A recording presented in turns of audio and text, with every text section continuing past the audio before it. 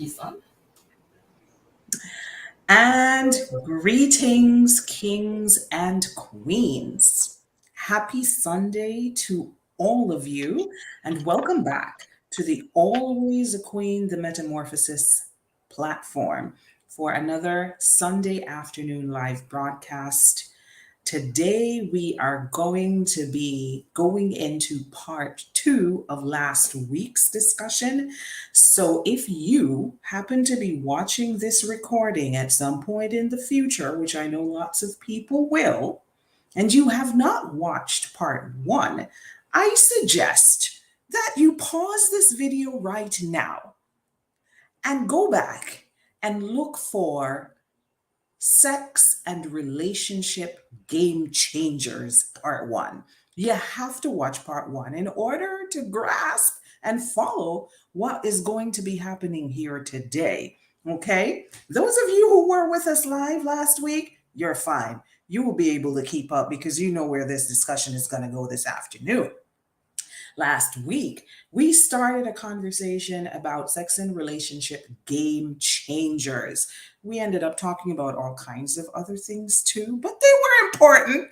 Today, we have come back to hit you with part two, but part two is going to be very, very focused, very strategic discussion this afternoon because we want to touch on the bedroom aspects of this discussion. We didn't really get to delve into it fully last week, and we really want to because we think it's a very important conversation to have. And so we're not going to be like, well, we didn't get into it, so it's okay. No, actually, it's not okay. This conversation is a must. And so today we're doing sex and relationship game changers, but this is being dubbed the bedroom edition because that is where the conversation is going to be centered around what goes on in the bedroom. So we're specifically targeting the bedroom game changers today. Feel like we touched the other game changers last week. All right. So if you know somebody who needs to hear this conversation today, a friend, a family member, a coworker, I'm going to give you 3 seconds to share this live or to call your friend or to send them a text and let them know that they need to tune in right now so that they can catch this live, live, live. Now, I'm going to stop talking and give my other panelists an opportunity to greet the people. Then we're going to go straight into today's conversation. All right. Let's start with Kadeem. Kadeem, do you want to greet the folks who are watching us live right now? I just want to say good afternoon once more. Coming to you from an undisclosed location somewhere in Antigua and Barbuda. Uh, and saying that I'm happy to be a part of the panel and always great to have discussions with you, Therese, and Jason, and for the second time in this forum with MJ. Certainly great to share on these important topics that impact our daily lives. All right, awesome. And over to you, Drayson. Greet the folks, please. Good afternoon, everybody. It's always a pleasure and a privilege to share the little that you know. In the past, I was privileged to share based on knowledge alone, Therese, but now I am an experiential man. So I guess I have both. I have the knowledge and I have the experience. I guess when you marry both together, we'll have an excellent discussion. So good afternoon, everybody. Oh boy, Drayson. You had to drop it. You had to drop it like it's hot, right? All right, let's throw it over to MJ. MJ, do you want to give the folks a greeting? Hi, sorry about that. I kind of came out a bit. But yes, hi. I don't need no more introduction. It is MJ, MJ the poet, sexual goddess. We're here to talk about sexual game changers. We touched on before the very, very, very vital game changers. And as you realize, it's a balance in life. So we touched on emotional, spiritual, mental game changers. Now I'll come down to the nitty gritty. Okay, the meat, the juicy stuff. Okay, so thank you, of course, for inviting me as usual to this beautiful conversation. I can't wait to share with you guys and share with our beautiful audience. Awesome. Thank you. Yes, and she's absolutely correct. That is what we were unpacking last week: the spiritual, the mental, the emotional game changers. Super important conversation that we had last week. I really encourage everybody to go and watch that if you missed it. Today, like I said, we're doing the bedroom edition of this. So we're talking the bedroom game changers in our relationships. um, I'm going to let Drayson kick off this conversation. I'm tempted. I don't know who to choose between Drayson and MJ who should kick off this discussion, because I know MJ is gonna hit us hard, hard, hard because MJ is known as the sexual goddess. She is informed and knowledgeable about all things sexual. She's the person to call if you need to spice things up in the bedroom. She has all the toys and the gadgets and all the things. But then Drayson, on the other hand, Drayson is going to give us the before and the after of the situation. And I feel like that's super important too. So let's let Drayson kick it off. Drayson, take it away. But let me greet the people in the chat section first, because all the people in the chat section are popping in and greeting us, and I just want to acknowledge them. So greetings to Queen Liz and Queen Saran, and to our King Jamal. I see you, King. Queen Monique is in the house. Greetings, Queen. Let's go. Oh, Liz says I don't understand the topic. Liz, we're going to be talking about sexual game changers in relationships. That's pretty much it. Oh, Jamal just hit it. It's a bedroom workshop. It's a bedroom workshop. Thank you, Jamal. That's what's up. So we're going to start the conversation with Drayson. Drayson, I would really be interested in hearing a before and an after scenario from you. And when I say before and after, I mean people have certain things envisioned in their minds before they actually become sexually active. And I don't know, those things that we envision are often based on perhaps social media, maybe what we watch on TV, a movie that we saw, what our friends told us, something we read in a book. I don't know. And then the day comes. Corn. Oh, sorry. I need to drink some water. Please do it. Corn. So, and then the day actually comes when the reality hits us. And I know that everybody does this. I know that you think about what you were thinking it would be versus what it actually is. I'd love to hear your version of that chapter, Drayson. What share with us? Give us the 411. Okay, Therese. Wow. I think MJ should have started, but we'll see how this goes. We'll see how this goes. Now, first and foremost, I'm not sure if my experience will be that of a good fraction of persons, because I was never sexually active before. And so I would have sat and I would have heard all kind of things from my friends as to what to expect, what to do, what not to do, what to enjoy, the different position you can try, and everything. And as a young man, of course, you were excited about, getting all of these things in, probably in one night, class 101, completed one time, to see, if everything is actually what they claim it would have been. And to be honest, even though I had all of those information from my friends as to what I should do and everything and so on, I actually went into marriage, because yes, I'm married. I actually went into marriage with an open mind. As I said, I do not like to set up myself. I do not like to set up myself and think that, hey, as a man, I'm going to get it all the time, or I'm going to get it this place or that place or whatever. So I went in with an open mind. Luckily, I also married a young lady who waited as well. So two of us were novices there trying to figure out like what exactly should we do. Just clarification. Yes. Just one very important point of clarification. I think it's important for our listeners to know this. Drayson is representing the crew who waited for marriage, who waited for the Yes. wedding night. Okay? So then, Which, hold on. Terej, sorry to cut you, Terej, but you should yes. not be the one to tell us this. He should be wearing that like a fag.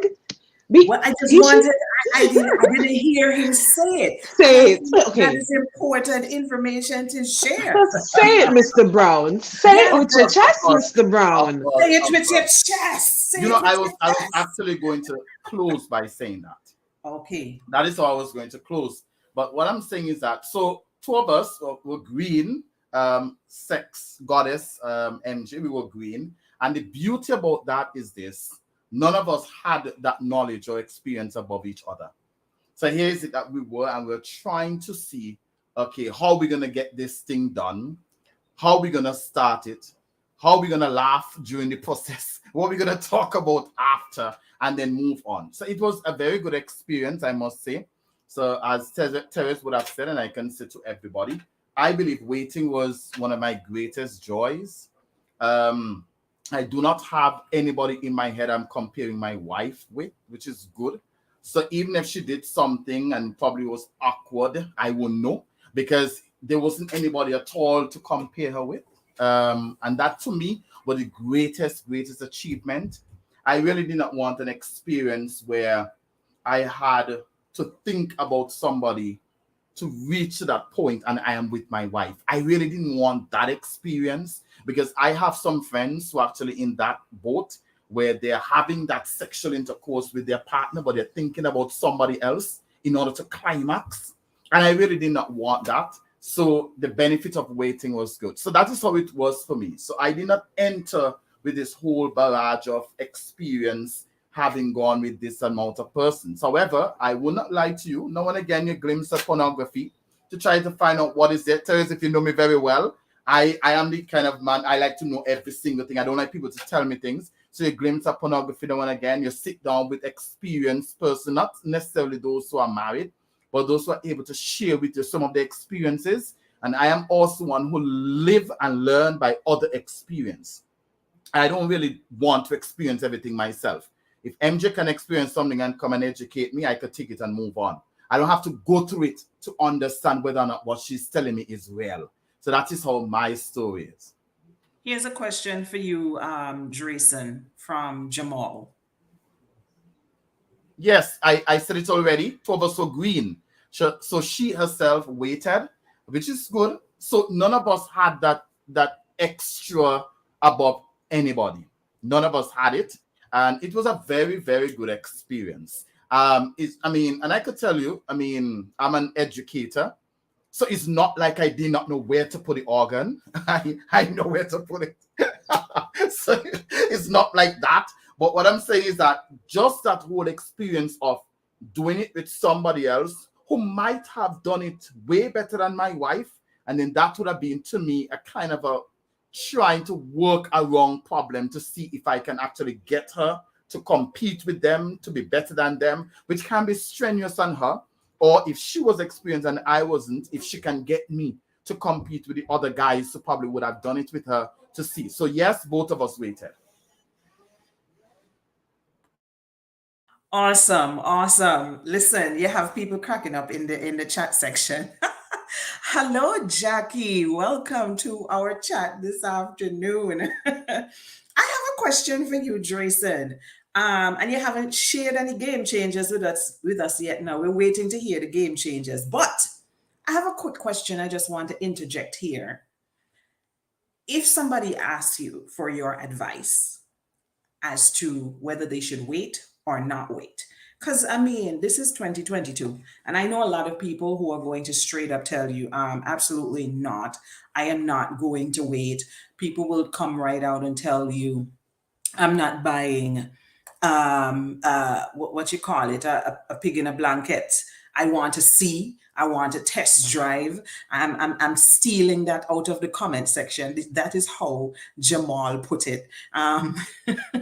Yeah, you got to test drive the That is Toyota how before before you take it from the dealership. That's what they say. That's what the young that people is say. how Jamal put it, right? Jamal said, I'm trying to find the comment that Jamal made. But Jamal basically said, so you're not a test driver.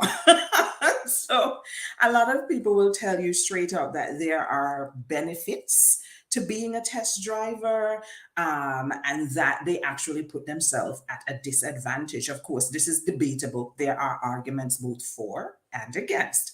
But I'm speaking specifically to the group who will argue against waiting, and point out all of the benefits of not waiting and the disadvantages of waiting.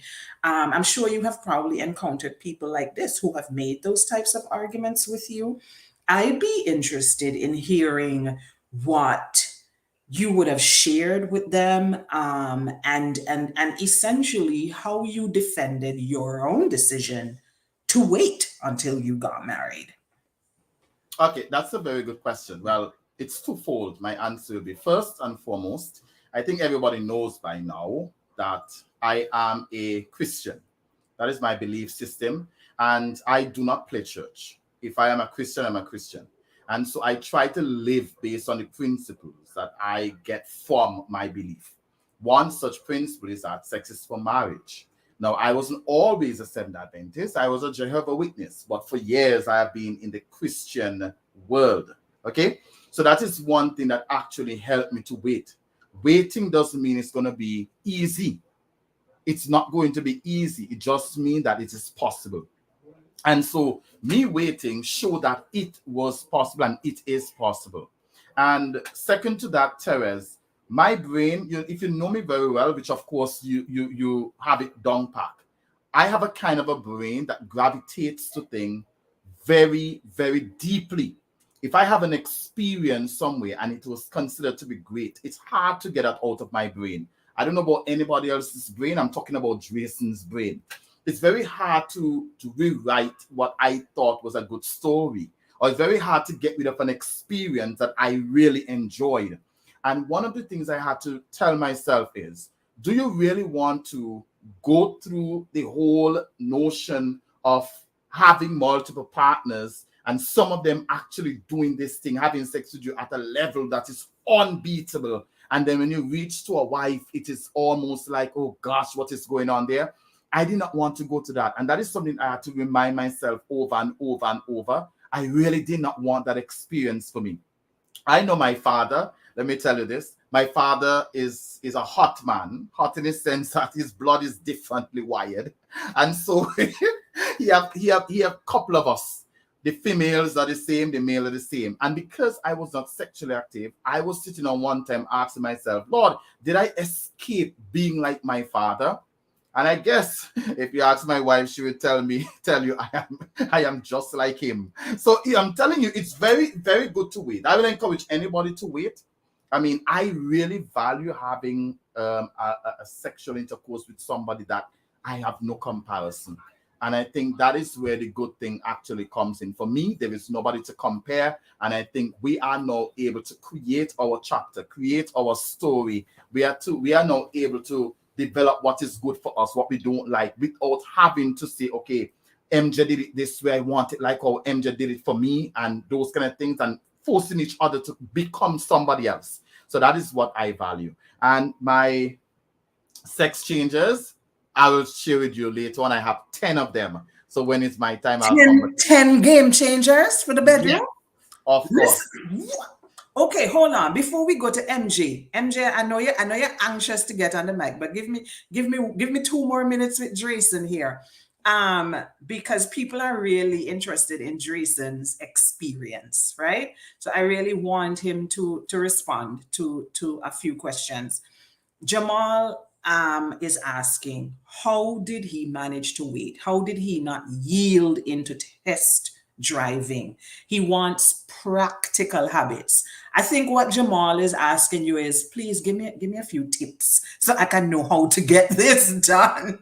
I think that is what Jamal is really asking. Can you give Jamal a tip or two?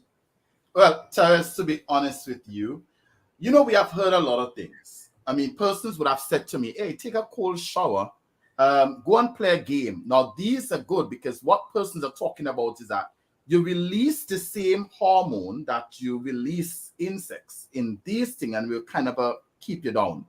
And so I believed in it. And so many times I did cold shower when I came out of the bathroom, I still masturbate. I was like, wow, I thought the energy would have gone, but the energy was still there. So the cold shower didn't really work. I mean, the playing of this sporting game, I came home a couple of times, tired as ever, and still Wait, find MJ, myself okay? Yeah, right, excited. MJ. I'm just sharing with you, still find myself so excited and wanting to do these things. I'm not saying it's not going to work at all, but it comes a time when your body gets so climatized to this that it still fights for, because we are sexual beings. As much as people don't want to believe it, we were made this way with that Hi, drive. hi, hi, hi, hi, Yeah. hi, hi, We are sexual hi, beings. What I hi, can tell people, hi, Mr. Brown. I what I can tell people, How Terry, long have you been a Christian, sir? a while. A while. Yeah, I'll tell you just now. I MJ, tell MJ, behave yourself. Behave. No, I am, I am flabbergasted at the way he's speaking. I did not really expect this from him saying this because we're basically agreeing. We are dead. We are agreeing. Like to come hear him on, even come say the on. word masturbate. I'm looking at my phone like, huh?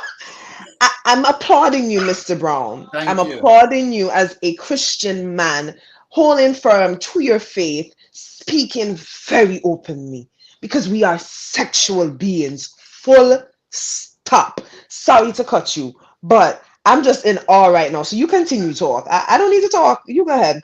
Okay. But that's what it is. I think sometimes as Christians we're afraid to say the things that we used to do, like watching porn, masturbating, those things. But these are things that really happen. The more you walk away from talking about it, is the more you actually try to fool yourself that it never happened. And truth be told, it happened. And that's the reality. You understand? But I will say to you, my ultimate way of waiting, Terence, is this. I had to play a game with my brain.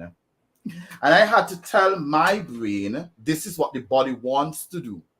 And I had to tell that to my brain on a daily basis that I am going to wait. I am going to wait. There isn't anything else that actually helped me. The power of waiting lies in your brain. If you tell your brain as much that you're going to wait, the brain actually, even though you're going to the most sexual, appealing moment, the brain is powerful enough to say, okay, let's move on. Hold it for the whatever. Hold it and move on. That is what I did for me. If somebody else have other tips that they did and would like to share, that would be good. But I had to deal with me. I had to talk to my brain. I had to make vows to myself and to God. I had to make a vow. And I'm going to believe, Teresa, when I make a vow, I don't break vows. So if I make a vow to you, trust me, I'm keeping it. If I make a vow to myself, it's worse than if I make it to you. And that is what would have helped me. Yeah, Saran is clarifying. Saran is seeking clarification. So the cold shower is a myth. No, it's not that it's a myth, but it comes a time when the body get climatized to the cold shower. It comes that time. Cold shower cannot outrun our makeup. We are sexually made. We have the desires inside of us. So when you get accustomed to cold shower, what's next? You understand? When you get accustomed to playing football and the passion comes on you, what will you do? Play more football? The passion has activated itself again. You understand? So, I mean, it works, but it's how long? Okay, final question for you, Jason, and then we're moving over to MG because I really need MG to get on the mic here. So this last question for Drayson. Drayson, people are really captivated by your story. As a matter of fact, I see Monique. Monique is asking if you have any brothers. I have brothers, but none of them have waited. Oh gosh. Money, So money, queen, you're out of luck. Not today. yeah.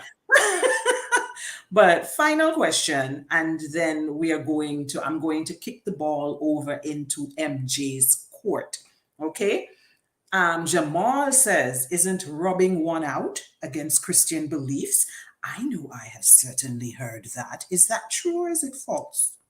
What is rubbing one out? Probably I don't I know. believe Jamal is finding a diplomatic way, a politically Masturbating? correct way to say masturbate. Yes, But self-pleasing. well, I guess when it comes to anything sexually, the self pleasure is where the issue lies. But what I could tell Jamal is that that was somewhat my safe way out, because here is it: you are trying not to be involved sexually with somebody, and you're dealing with yourself because you're actually sexually oriented, the desires and passion there. So there comes a time sometimes I could tell you when I was under kind of a pressure that is just you cannot explain it. It's a type of pressure that you cannot explain. Teresa, I'm seeing your eyes. It's a type of pressure that you cannot explain. No, And I that know the pressure you're talking about, oh, sir. I okay. know, I Well, know. those who are on the platform and who listening, who actually they're human beings, they will understand that pressure. That pressure does come. And so what I resort to was that resorting to masturbation is not telling anybody that masturbation is correct. I am not promoting masturbation, but I'm telling people in my humane state, going through these passions and desires, that was one of my escape route. But thank God, I mean, it was not that I ever got addicted to it, which is good because getting addicted to it is something else that can control you. So I am not addicted to it at all. You understand? But that was somewhat of my escape route in getting away from, that type of pressure. All right, good, good. Now, I want to kick the ball over into MJ's court, but I am going to read two comments before I let MJ take over. And the reason I'm reading these two comments, and I saw them, but I intentionally didn't pull them up yet because I feel like these are not necessarily for Drayson. I want MJ to tackle these.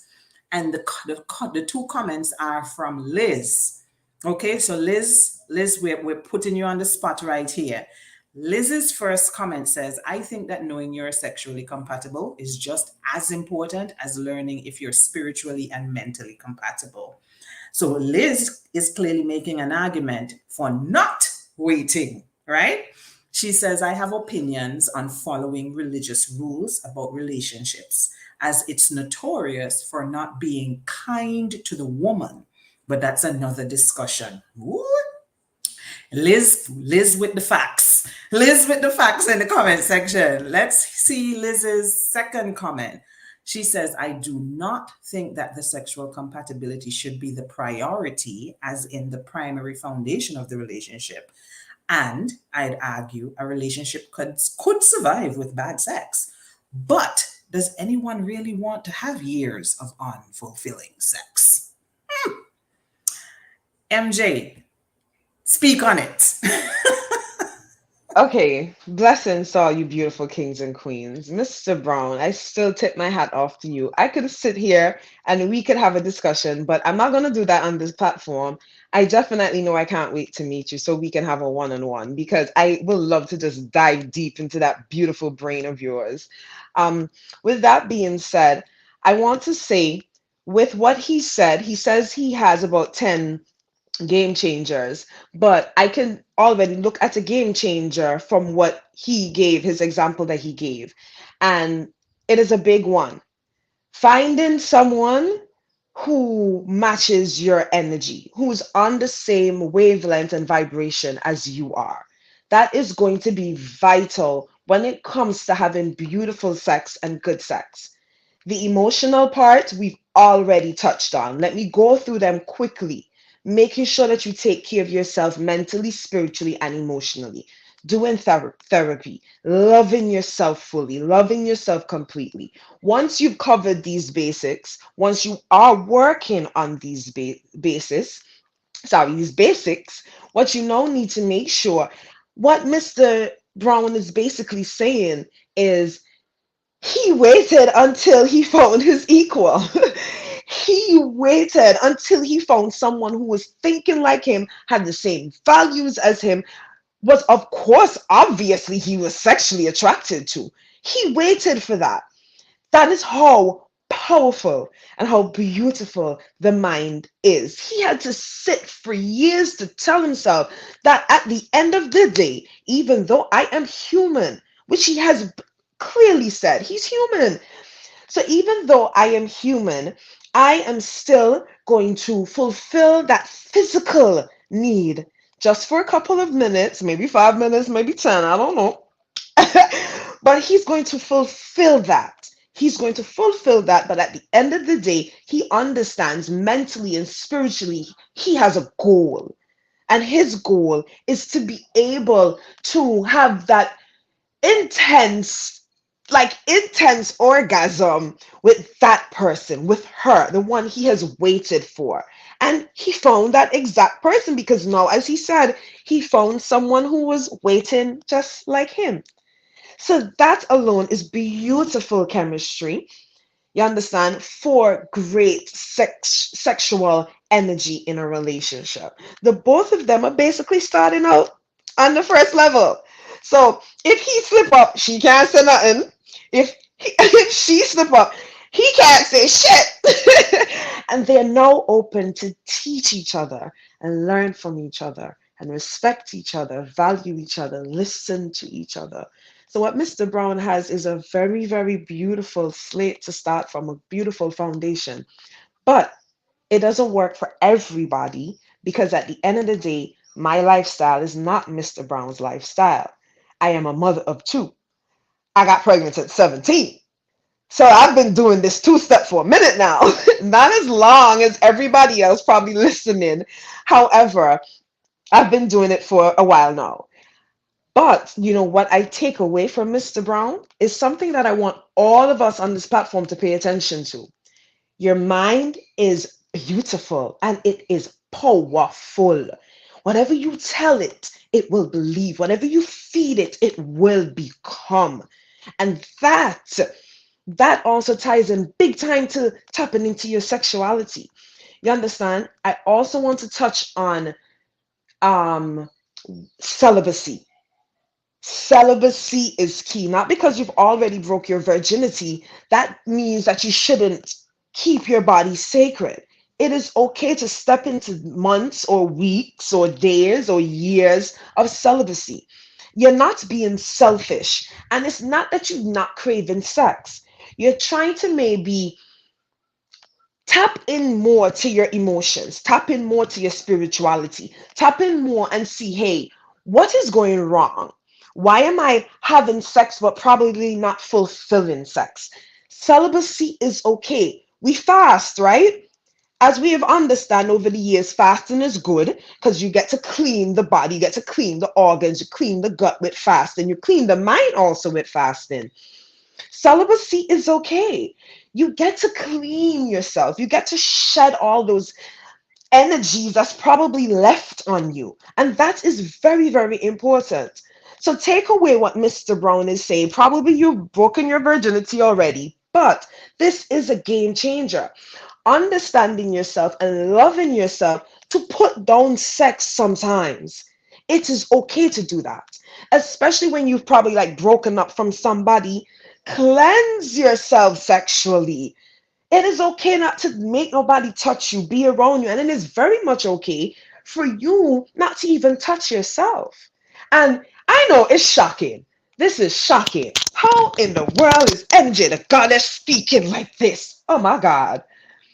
But let me tell you, because of the trauma that I went through as a child, I was very hyper, very just sexually hyper. I was very sexually active. Very. I was doing things that, oh my gosh, I have stories to tell, but still, I was doing things that I should not have been doing. I didn't understand what the the burden, or not the burden, the responsibility that comes with sex. Sorry, my dogs are howling. I guess, yeah. And they may be tired of hearing me. I hope you guys can hear me. That's okay. We're hearing you loud and clear. Okay, so there were things that I was doing at a young age sexually that I don't think I was really ready for and realized the responsibility of. Now that I'm in my 30s, of course, I know a lot better. I know a lot better. But it is okay to give myself that break because I understand myself more that I'm not just sexual. I am not just one dimensional. I am spiritual. I am emotional. I am mental. And if these other things are not working, the sexual part will not work for me. Understanding who you are sexually is a very big game changer because we're all very different sexually. So, as Mr. Brown did with waiting for his sexual equal, you have to also understand who you are as a sexual being. And it starts with ladies and gentlemen realizing sex is as important as eating, it's as important as sleeping, it's as important as shitting every time you eat. Do not think that sex is not important. It is vital. Like how vital. Sex is vital. But what does it look like for you? Is it physical all the time? Probably not. It may be more of intimacy, but whatever it is, stop acting like you can't. Oh, I can survive without sex. Oh, I'm good. No, I got bills to pay. So I'm just going to focus on my bills and let my husband just stay there. And he has to wait when I'm. No, no. Depriving your partner of sex because you are too occupied. Yes, I understand. We are all busy. We all got bills to pay. You understand? I got bills to pay. I work. I got two kids to take care of. I still hike. Where the hell do I find the time?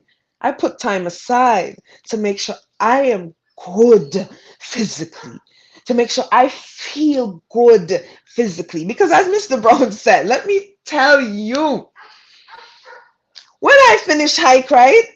The amount of energy that I have sexually, you will never look. Why y'all think I have so much energy? It's not only, yes, I'm making sure my needs are met, but I also practice celibacy. I practice keeping and putting up, storing that energy, my sexual chakra. That's a different conversation I'm not step into right now. But I'm just basically trying to say that you are a sexual being and denying it will not help. Do not deny it no matter what relationship you are in. Christians, you are the ones that's supposed to be having sex. And they're the one that's supposed to have sex. So do not deprive yourself because you're a Christian. Put she in any position that you need to put she in, please, because you have the right to win more than anybody else. You understand? Am I wrong or am I right, Mr. Brown? Give me an amen, Jack. Hallelujah.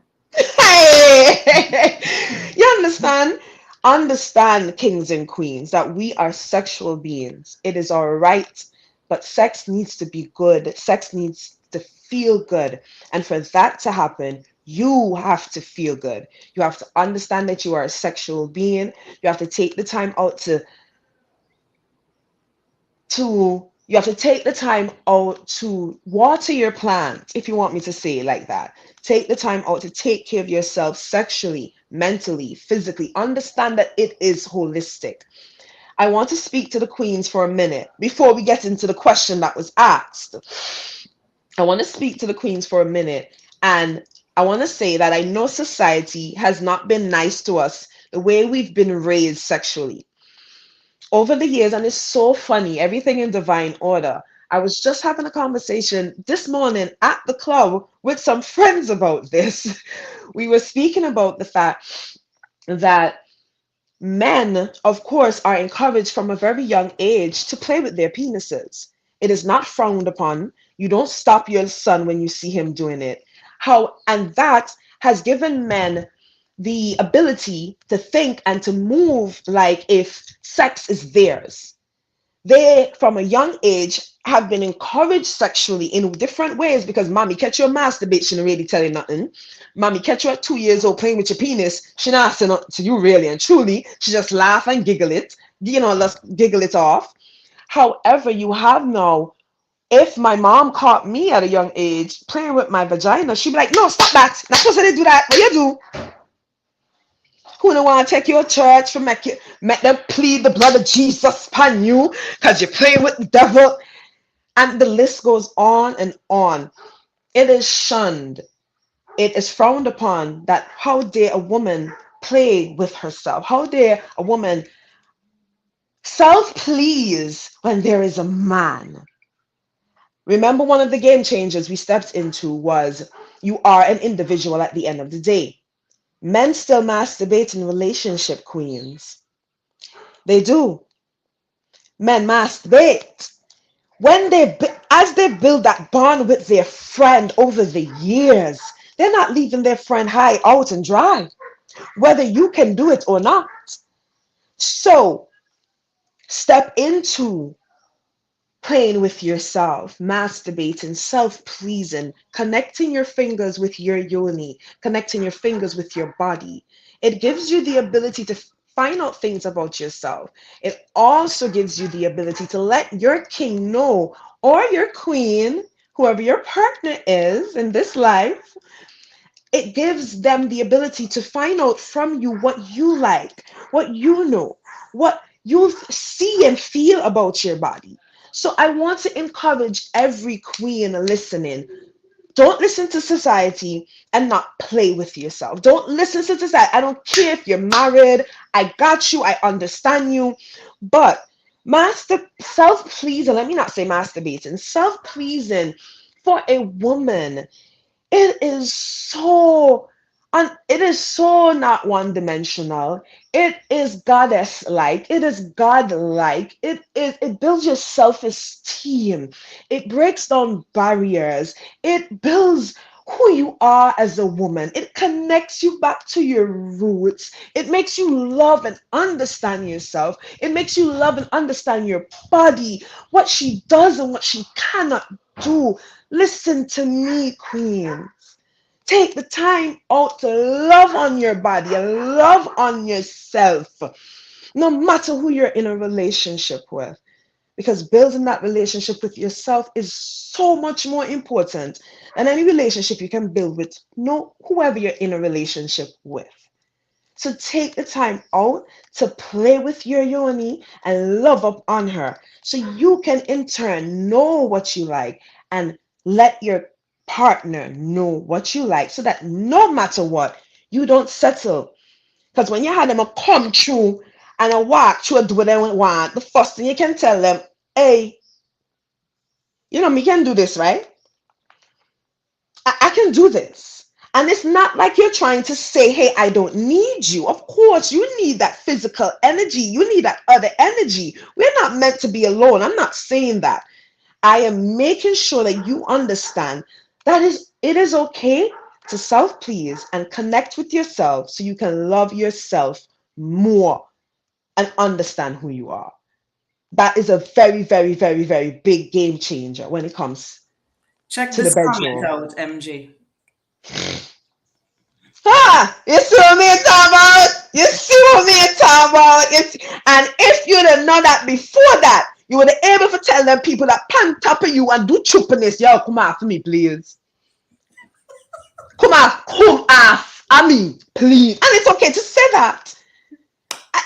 It's okay to say that sometimes because this same person that is commenting. Let's go back to what she said before about basically test driving.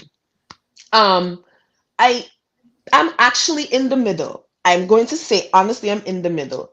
I think younger, I would have said, yeah, you have to make sure you test drive before marriage. But now where I am and hearing how hearing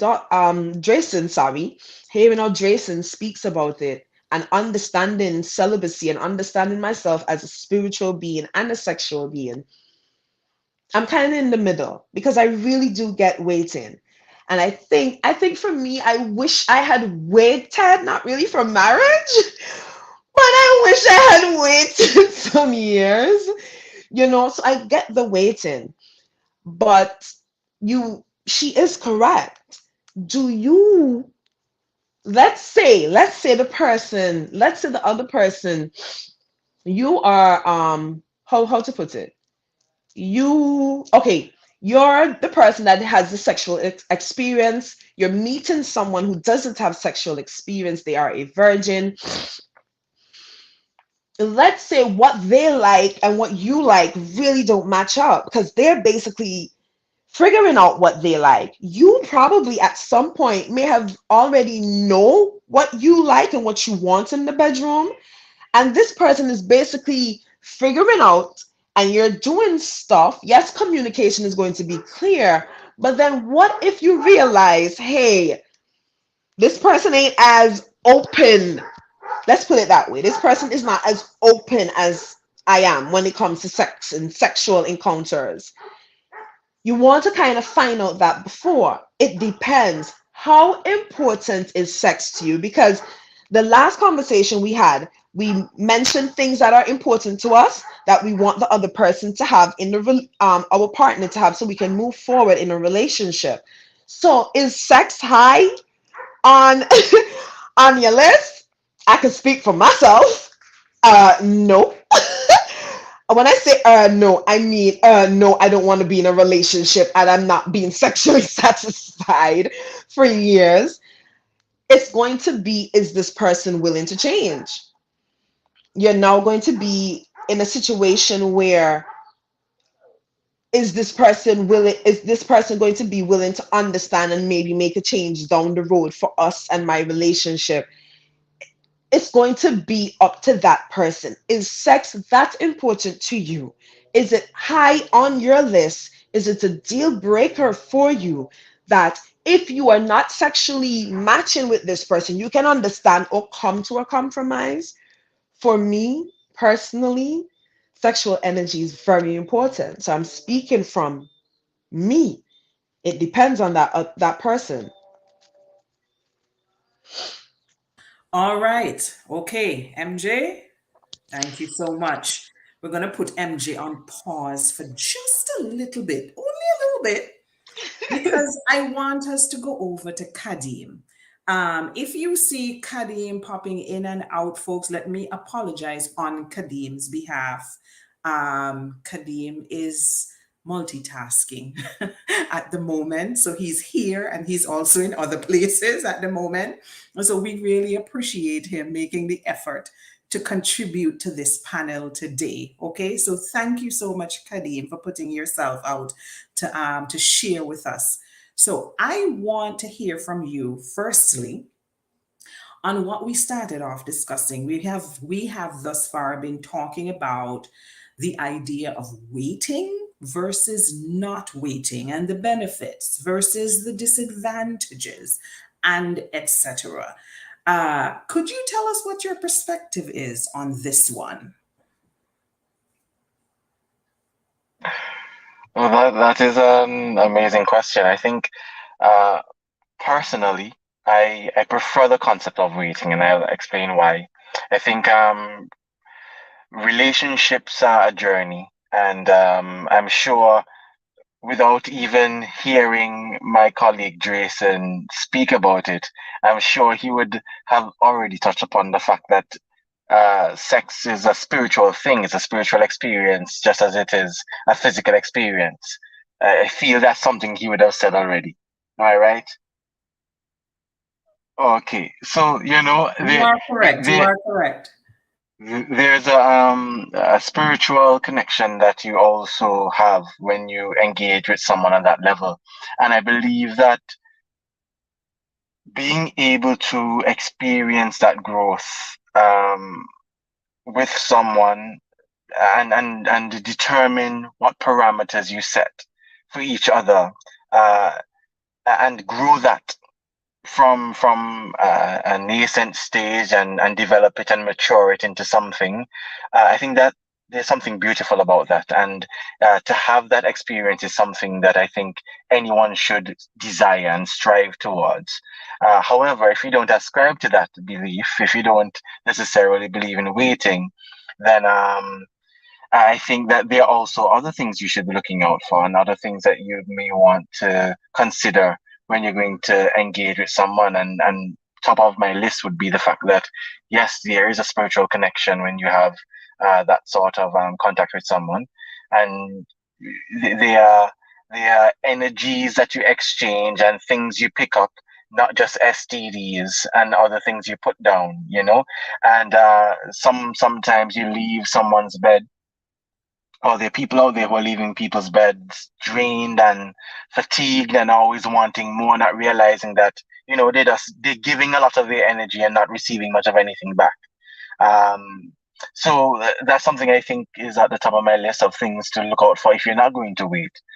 You need to go into those relationships knowing exactly what you want to get out of them, and knowing what you want to put into them as well, because you're into dangerous territory when it comes to monkey barring. Not everybody can have sex without the other frills that come along with it. So I don't want a broad brush, because I know there are people out there who have healthy sexual appetites, and they feed it regularly, and they have well adjusted lives. But unfortunately, not everyone has the psychological maturity nor the spiritual wherewithal to navigate those situations either. Terrace, can I just give a quick point? I really admire, well, of course, MJ, her comments. There's something I need to say pertaining to what MJ said, but I admire Kadim's response. You see, a lot of us get involved sexually, and we don't even know sometimes what we are doing to ourselves. And if you're not knowledgeable about what happened as a result of being involved sexually, we need to be very careful. We need to be very careful. I'm gonna add to that just now. But MJ said something about waiting. I have decided to wait, but I am also mindful of the fact that I am living in a world where persons would have expressed themselves.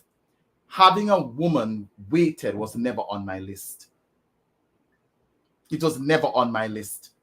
I wanted somebody who I am sexually attracted to. That is what was on my list. So it's not like I went out to look for somebody who waited as well, because I did not want to be so unfair with people who probably would have had sexual intercourse outside, and then I make it seem as so that, okay, I was better than anybody.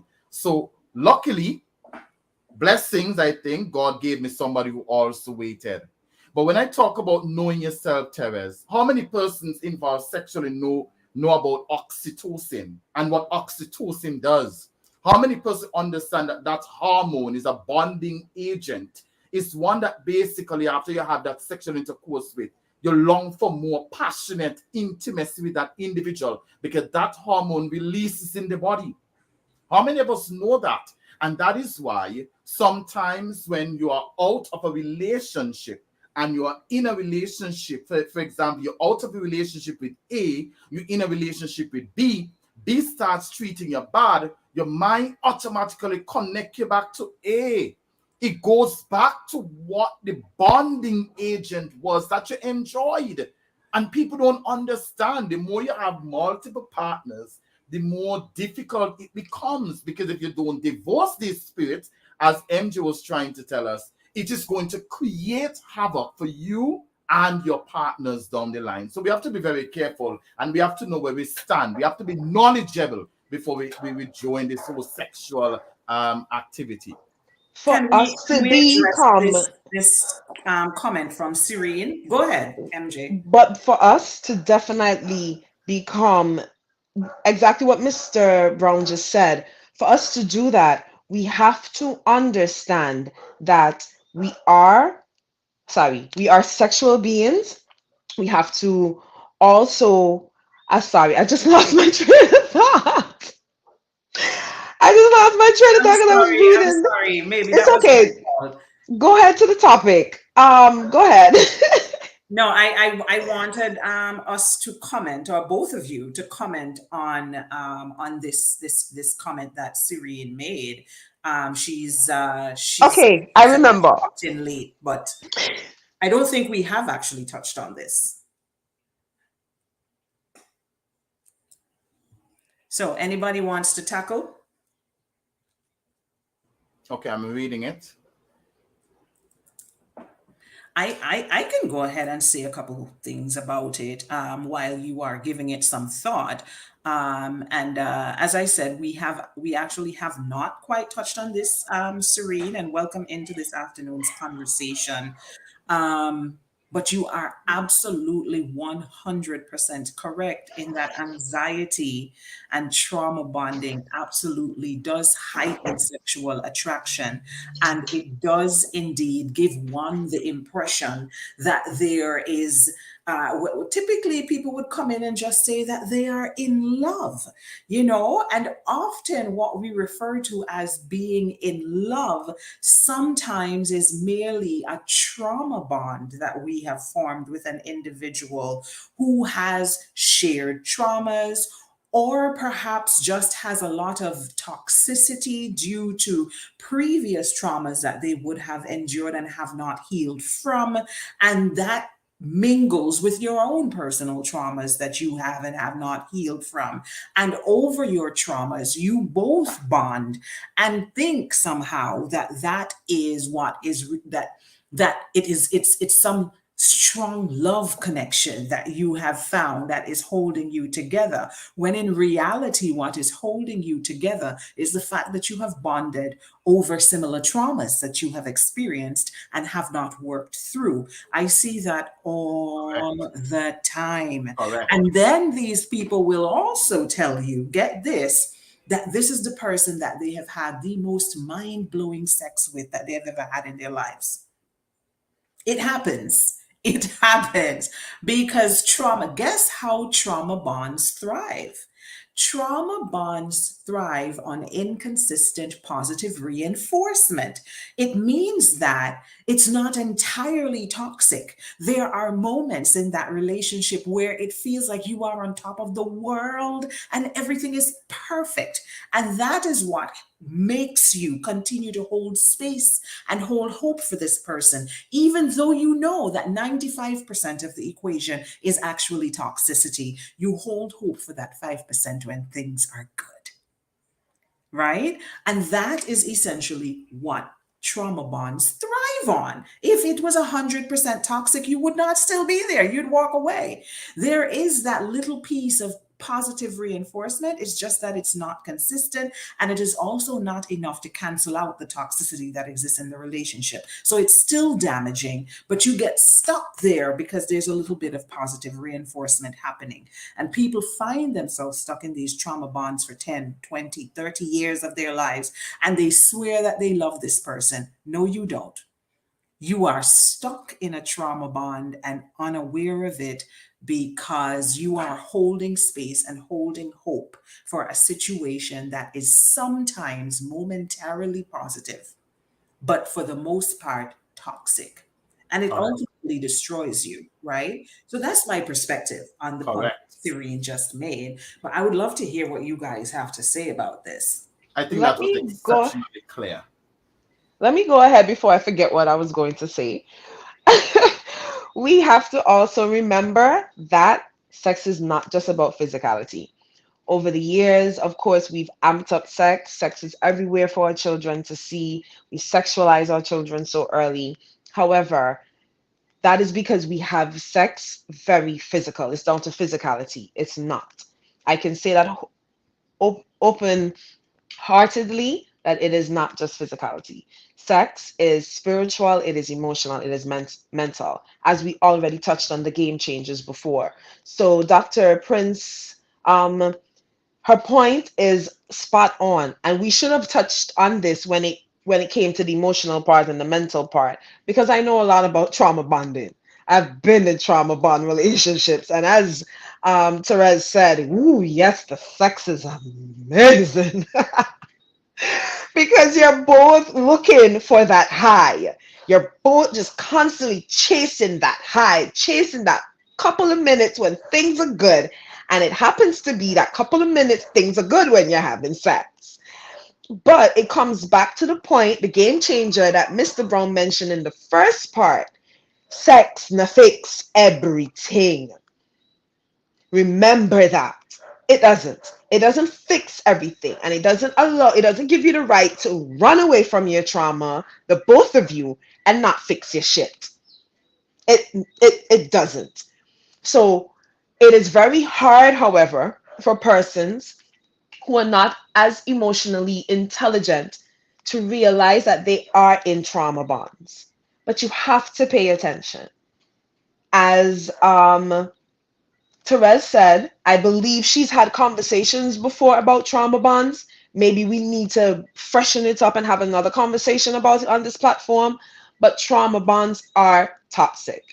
Yes, you have the moments of good times, but those moments of good times are your mind play is basically your mind playing tricks on you, tricking you into think to stay when you know, because you know at the end of the day, this relationship is not making any sense.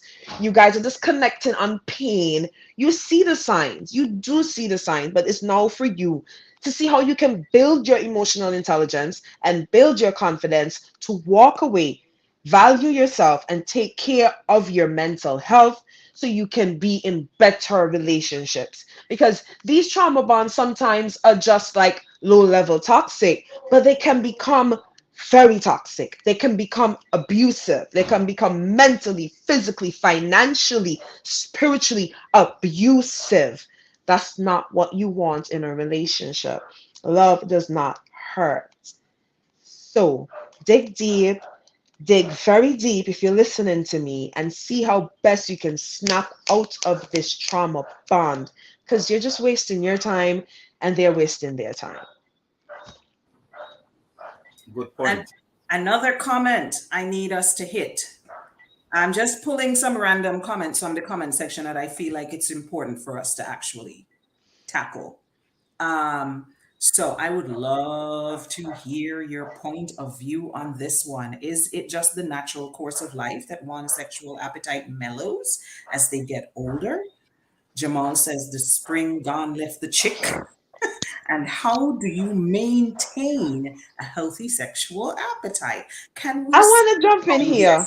this? Go ahead, I MJ. know this is a man, but I'm Yes. happy a man is saying this so we can talk to the kings for a bit. Yes, you know, I'm here for you, queens. I'm going to speak to my women. I'm a woman, but we need to talk to the kings here for a minute. So, with that being said, remember I mentioned one time that you have to love yourself and see yourself as a temple, meaning this is a topic that as Black people we don't like to talk about, but I'm going to tell you you need to take care of yourself by paying attention to what you drink, what you eat. And just as how we're talking about sex, sex is energy exchanging. So you need to be careful of who is spitting on you, who is kissing on you, and who is coming in you, queen. So you have to be careful. You have to take it as important what you're putting into your body. How can you keep up and maintain that sexual appetite? Pay attention to what you are eating. You can't be eating a bunch of bread, belly a get big, stomach a get high. I expect for till they perform. That's not how it works. Let's be honest. Oh no. Have we lost MJ? Uh-oh. I think we have. All right. While we wait for MJ to come back, let's hear from you, Drayson. Do you want to give this question a shot? And I have a follow-up here from Liz. Liz says, I've heard so often that men's sex drives go down as they get older and women's sex drives increase as they get older. Where are you on this? I think basically a little to what MJ was saying. I will just add a little here, and that is why I was saying that sex is not just about the physical. I mean, that is something that we have been fooled into. We go in for the physical, forgetting that the emotional is greater. And also, sex is something that you have to ensure that you are healthy. You have to ensure that you eat properly. You have to ensure that you exercise regularly. If you want to ensure that you pass the exam, Terrace, what do? We study hard. And the same thing with sex. If you want to ensure men that you keep pleasing the woman, don't just go into the bed thinking that I did it well last night. It's going to be excellent tonight. It doesn't work that way. You have to keep working on yourself to ensure that you are fully energetic and healthy. The lady might go at 40 miles per hour last night, and tonight somebody might get into a spirit and she want to go 60. Men can we step it up to 80, or you will go 30. When you go 30, you might lose her. So we have to ensure that we are healthy. And I think based on this question, Well, science out there shows that it's natural for men to notice a gradual decrease in sex drive with the libido as they age. It is natural. But one of the things I've learned is that a lot of things that can help us to go longer and to have more passionate intercourse is our health. Health is very important. Not just what we eat, but everything about us. We have to sleep. People, we have to sleep. There's some men who want to go back and back and back, and they're not sleeping, they're not eating properly. And eventually, what will happen is that you will find yourself cannot perform at all. And the girl might get upset, especially if she's extremely young. You understand? So we need to sleep, we need to eat, we need to exercise, and we also need to take care of our mental health. This brain of ours is precious, and we need to know what we are doing with it. Get yourself into some wholesome reading, exercise the brain, give it that opportunity to enter into freshness of life, so that when time for you to perform, you are well able, capable, and ready. So that's what it is. So scientifically, it is proven, but we men can go longer if we take care for our health. Agreed. Absolutely agreed. I think Teresa hit it spot on. But I do want to hear what Kadeem has to say about this. Kadeem, is it true that the older you get, the more you decline in the bedroom department? What's happening? What's your perspective on this one? Well, from a scientific perspective, of course, it will happen as your uh, hormone levels change. Of course, men are more driven by testosterone, and as men age, testosterone levels tend to decline. And with that decline in testosterone, so too does libido and all of that. So we can discuss how you can perhaps eat better, exercise more, and keep those levels up and keep your hormone rhythms in check as a man as you get older.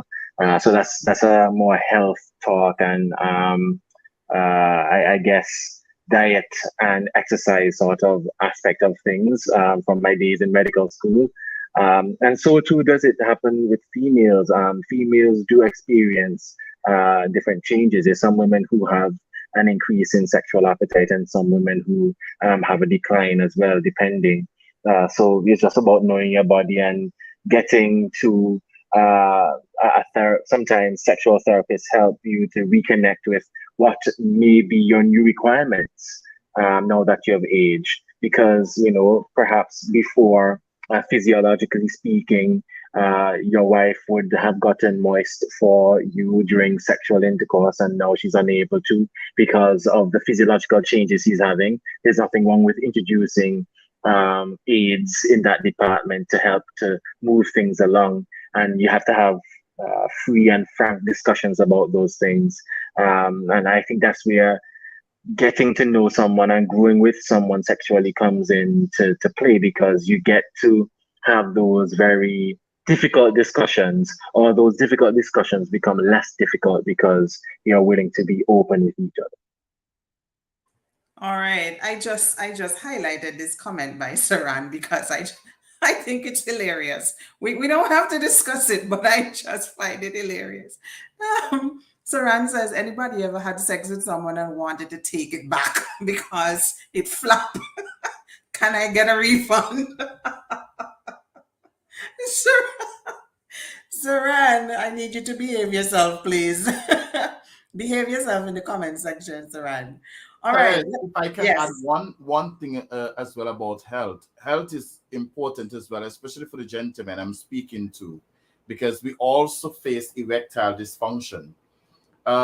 You see, a lot of I realize now that a lot of men entering in the zone of having issues, erectile issues at younger ages.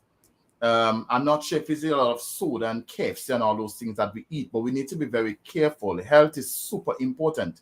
And as a man, we all know that ultimately our penis create that ultimate what you call that, boldness or ego for us as men. If the penis doesn't function well, it's almost as if we do not exist. And so we need to be very mindful of that as well. We need to be very mindful of that because, I mean, starting the process well with a woman and everything, and then at the age of 35, 40, you realize that, you know, you have erectile dysfunction. And then what happened is that you're afraid now to let the lady know because, of course, it's embarrassing. And it is super embarrassing, even though she says she understands and she accepts it. It's embarrassing for a man because it somewhat kills your ego. So health is important, fellas. Sleeping is important, and for the sake of Christ, do not try to come. I'm happy MJ is here. Do not try to come as many times as a woman. I mean, we try to keep up with their pace. MJ, I mean, I think you're qualified to talk to that. You understand? Because Listen, I I came have a back at friend. the right time. I had a friend, and his game was like he told me he came to work and he was out terrace. He was out like sleeping on the job. So I asked him, man, what happened? He said, boy, last night, boy, I broke 3 times. I said, boy, you're crazy. I said, you have to be careful because what if you go home tonight and the lady says she wants something? What are you gonna say? You're tired. So we need to be wise. We need to be wise as men. You understand? We need to be very wise. So health is very important. Terence, can I just jump in there as well and Yes, say that yes. from a mental health perspective, I think when we talk about erectile dysfunction, that also comes into play because quite often men think that you enter the room and you see your partner there, and things are supposed to happen. You're supposed to have that reaction instantaneously. But if you are stressed, if you are depressed, if you have anxiety. These are all things that have psychosomatic impacts. They are things that are happening mentally, yes, but they have a physical manifestation. And sometimes, I mean, we've heard of relationships where men are unable to perform in the bedroom, and then they take that out physically on their woman because it must be something that she is doing, that makes him unattracted to her. But sometimes it's a matter of doing the work and exploring why you're stressed, why you're anxious, why you're afraid that you're going to be unable to perform. And Jason raised an interesting point about keeping up with women. Sometimes it again requires conversations because I think society expects men to inherently know how to please every single woman he encounters. He has to know automatically because internally there's some sort of genetic predisposition that we have to figuring these things out apparently, but we don't leave room to have conversations to ensure that, hey, perhaps you don't necessarily need just penetrative sex. You need other stimulation before or after or during to help you get there, and being able to have those conversations about pleasure and how to please each other helps you both to get to a climax, and trust each other to get there. So I guess what I'm trying to say ultimately is having open and frank discussions about these things will help to have better sexual experiences altogether. All right. I just want to jump in quickly and say that I feel like I'm going to plan a program on erectile dysfunction. I feel like that needs to be on the agenda.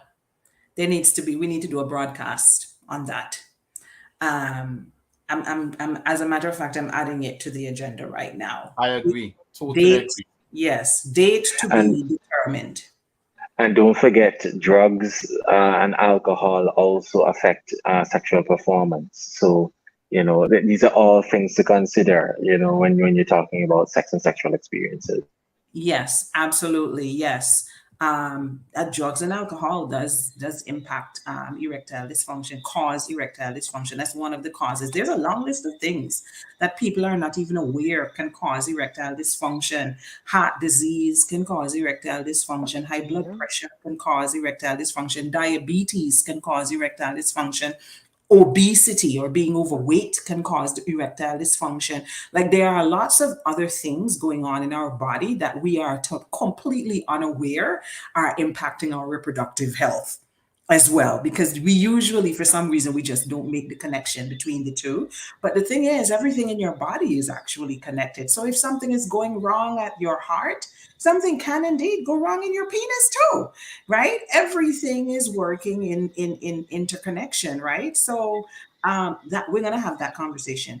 We are absolutely gonna have that conversation. But right now, can we shift into some game changers? I want to kick the ball over to Drayson because Drayson said that he came here with 10 no less game changers to share. I need to hear your list, please, Drayson. Good. Let's whip out the list. My 10. Okay, first. So the first one is you have to make it clear what you want.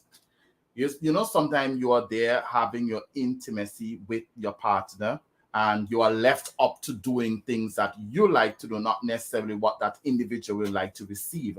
And so that is very important. You have to make it clear. Communication is key. You have to make it clear. And this is what I could tell people. When you enter into marriage and you would have waited, it's easier for you to communicate. Because it's almost as if two of you all, again, you're agreeing, you don't know where you're going, you don't know how to read a map. And so you try to communicate with each other to ensure that everything is covered. If one comes in extremely experienced, and MJ will tell you this, you somewhat leave the other one to catch up because you'll feel as though that I should not be teaching that other one to catch me up. You understand? So the advantage of waiting again is that communication increases. So you have to know. Number two, have regular checkups, not just on sex, because remember, sex is important, but there are things that lead towards sex, like your relationship on a daily basis. How am I treating the young lady? Is she feeling loved and special? Is she feeling like I am interested in her? Is she feeling like she's my priority? How do I treat her leading on to that sexual activity? It's almost like I have an exam tomorrow. I don't get up tomorrow to write an exam. They're stepping stones towards writing the exam so that I can do well. So my thing is, you check up with the person, you make sure that things are going well, that you and that person basically have things going properly and what's not, and then it can lead into that whole pleasure, because that is very important. Sometimes we just think about sex, and it's not just about sex, it's a whole package. And when that beginning part or the prior part is taken care of well, then for example, the sex become even more interesting. It becomes very more interesting. One that I love very much, and this is one that I learned from a friend, you have to do some role play. You understand? When it is Easter, let the wife come in the bed and behave like the bunny, and you do certain things. You understand? Do role play, whatever it is, because you're trying to bring an excitement in the bedroom. I cannot tell you what my wife has done for me, but trust me, she is excellent in that area. And to the point where that in my house, when I walk certain place in my house, I laugh because of what would have happened. But what I'm saying, that is good. So she would have role play. I don't know where she got that from, but trust me, I am benefiting in Jesus' name. So the role play is important. You understand? Do certain things. And instead of having to go out during Valentine, create Valentine at home. Create different aspects. Every time the world celebrates a particular holiday, make it a holiday to role play at home. You understand? Do something. September 11th, when the whole Twin Tower was taken down, what can you do to reflect something coming down? All these things. I'm not giving you any other idea about that, but role play is very important. And next one here, I believe in placing priority over intimacy than sex. Intimacy is very important. I think too many times we place priority over sex, but intimacy is important. Intimacy almost always leads to sex. You understand? But sex doesn't always lead to intimacy. And I think we need to remember that. And, as ladies will often say to men, men get an erection and he's ready to go. A lady doesn't operate that way. Sometimes she needs much more in order to reach that point where I see the wife there clapping. She needs much more in order to reach that point, basically, so that you can actually. Wait! What you said, Josette, is in the corner over there clapping. I am sitting in the bed and she right on the bed laying on watching me, clapping it from good and watching me. I'm just trying to keep Good afternoon, Mrs. Brown. She's laughing away. So the intimacy is very important. I mean, that is very important. That's important. And Karim, I guess this is a one that sometimes we have issues with, especially when you get a woman who believes that she's so much of a queen that she doesn't have to do anything in bed. Everybody has to play the role. Everybody has to be active. Everybody have to participate. You cannot have me. And by the way, that is one thing that can damage sex between persons. If one partner is left up to doing everything, you'll realize sex doesn't really have such a great meaning as we all thought. Both parties have to be active. Both parties have to be involved. I should not be lifting up the woman every single time only and she just enjoying it. Because when I lift her up while I'm enjoying, remember my muscles getting weak. So I need to see other things like, she do things to me, I do things for her and make the things nice. You understand? So that is something. One that MJ said that I have tried and it works very well. MJ, I'm not sure where's MJ camera, but this worked very well. Sometimes you have to take it out of the bedroom. You have to take it out of the bedroom. I mean, the bedroom is good. It's an area that is secluded. It is shut off. But sometimes in nature is good. Sometimes on the veranda is good. Sometimes somebody said in the chat, when you go hiking, you can do it there. It's up to you. Remember, I'm talking as well. I'm a married man. So I should not be restricted.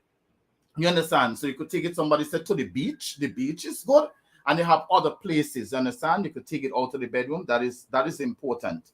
Okay, that is important. Another game changer, fellas, foreplay is important. And it is more important for a woman than a man. Foreplay. Do not rush it. Take your time. Ensure that the woman gets that what she wants so that when it's time for you to get further down, it is more exciting. And what's that? Foreplay is very important. Okay, so I think we should always remember that. Don't rush it. Do not rush foreplay. And I'm just going to give you two more, and then I'm going to be quiet. Here's a comment endorsing one of your points. As a married people, we shouldn't just have sex in the bedroom. I totally agree. You should have it everywhere. I'll tell you this. I remember before I got married, my wife was telling me, hey, I hope we're able to try it in the kitchen. Well, we never tried it in the kitchen, but at least that is on the list because this is one of her desires. Right, MJ? So it's always going to take it away. I was just about to say there's always time, baby. So it's always good to take it away from the bedroom, and that is good. This one, you have to try new positions. You have to make sex enjoyable. You have to try new positions, people. I mean, make it creative. Remember, it is you and your partner. You all already have reached the highest level of vulnerability with each other. Make it as extremely exciting. Try new positions. I know when I got married, a friend of mine bought me, Therese, a pair of dice. I haven't used it yet. I came all the way from Trinidad to St. Martin forgetting the dice at home. I was so mad. But a pair of dice, I think MJ will have it at her shop, where you roll the dice. One dice will tell you where you should have sex, and the other one will tell you the position. You understand? These are things that we can use to spice up the bed. You understand? Make it have new position and what's that. And the last one I'm going to say, sometimes you have to get some noise involved. You understand? People. Some what? Sometimes you have to get some noise involved. Some noise. Yes. The thing, you can't just do it quiet, because what the noise does, sex goddess, it activates the other person. You understand? When it is good, something, because you're communicating. You understand? That noise is communicative. You're communicating with your partner. You understand? So that is if you don't believe me, let me tell you what I realize. If you have somebody, especially in a gentleman, if you have somebody basically watching pornography and you take off the sound, sometimes what he's seeing is not enough. The sound adds to what you want to do. So the noise. Lisa said noise is necessary. Yes, get the noise involved. And that's how you communicate. So those are just some of my game changers in the bed. I'm a young married man. I have tried everything here except the kitchen. And trust me, it has been working. And what I would encourage anybody to do, make your bedroom your own. You don't have to go and adopt from other people. While you can listen, you can tweak, but make it your own. Make it exciting. Do not try to do what the lady cannot do. There's some houses where some women can swing from the chandelier. Not all ladies can do that. You Eh. understand? So do not try to bring everything in your bedroom. Know what your woman can take. Know the lady's body.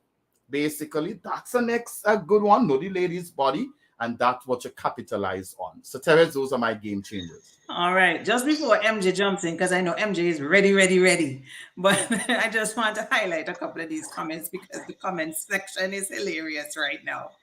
Um, Liz says, listen, I love when a man is moaning and groaning. That is hot and talk dirty to me.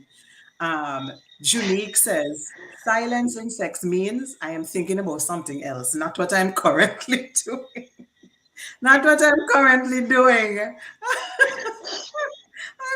These people are killing me. Y'all are killing me in the comment section. Tika says, some men don't make any noise once they come. And I'm like, they are killing me in the comment section. One more, just one more. This one is from Jamal. Jamal says, can't do noise when you're doing cookies in certain places. No, but you It's a don't have to. That's skill. a good one. It's a That's a good one. skill. It's Yeah. a And skill. even if you can't do noise there, Therese, then you go to the second level. You have to squeeze. There are different squeeze that will tell you that, listen, this is good. Go over there, blush there. That's the wife laughing. There are different, there are different squeeze that will tell you. Jamal wants to know if you can make fake noise. Well, fake noise is dangerous, by the way. Fake No noise, fake Yeah, we're noises, not promoting Jamal. that. yeah, fake noise. No. Yeah, No, we're not no, no. promoting that. Fake noise is dangerous. It's dangerous. Last comment. I'm here taking notes. Lord, I ran out of paper. All right, MJ, the mic is yours. The mic is yours. Take it over. Okay, so I want to apologize about that. APA is trying not to let me be great right now. So if you realize I'm in darkness, my lights are cut off and my internet is off. So I'm using my data on my back porch right now because I really have to finish this Oh, conversation. all right.